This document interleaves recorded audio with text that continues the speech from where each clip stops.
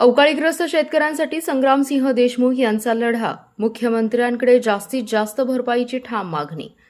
पलूस कडेगाव तालुक्यातील नुकसानीकडे शासनाचं लक्ष वेधलं, शेतकऱ्यांच्या पाठीशी उभे राहण्याचा दिलासा.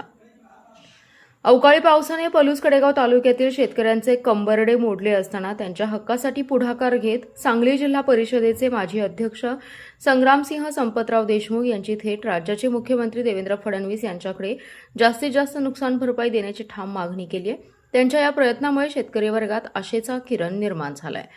मुंबई येथील मंत्रालयात सादर केलेल्या निवेदनाद्वारे देशमुख यांनी पलूस कडेगाव तालुक्यातील खरीप व रब्बी हंगामातील मोठ्या नुकसानीकडे शासनाचं लक्ष वेधलं.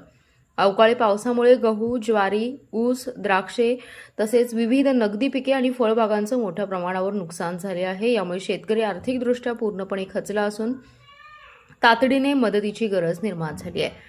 संग्रामसिंह देशमुख यांनी आपल्या निवेदनात नमूद केले की शेतकरी हा राज्याच्या अर्थव्यवस्थेचा कणा असून त्याच्या अडचणीच्या काळात शासनाने भक्कम साथ देणं गरजेचे आहे.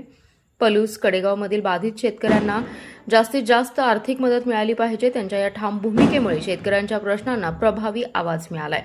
यावर सकारात्मक प्रतिसाद देताना मुख्यमंत्री देवेंद्र फडणवीस यांनी संबंधित अधिकाऱ्यांना तात्काळ पंचनामे करून नुकसानग्रस्त शेतकऱ्यांना योग्य आणि जास्तीत जास्त भरपाई देण्याचे निर्देश दिल्याचं समजते. तसेच शासन शेतकऱ्यांच्या पाठीशी खंबीरपणे उभे राहील असा विश्वासही त्यांनी व्यक्त केला.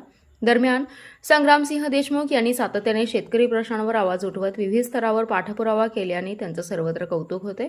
स्थानिक शेतकरी आणि नागरिकांनी त्यांच्या या धाडसी आणि संवेदनशील भूमिकेचे स्वागत केले असून शेतकऱ्यांसाठी लढणारा नेता अशी त्यांची ओळख अधिकच दृढ होत चालली आहे. Special report, power Marathi news. आपला जिल्हा, आपली power. Power Marathi news network. एकच नजर, चौफेर खबर.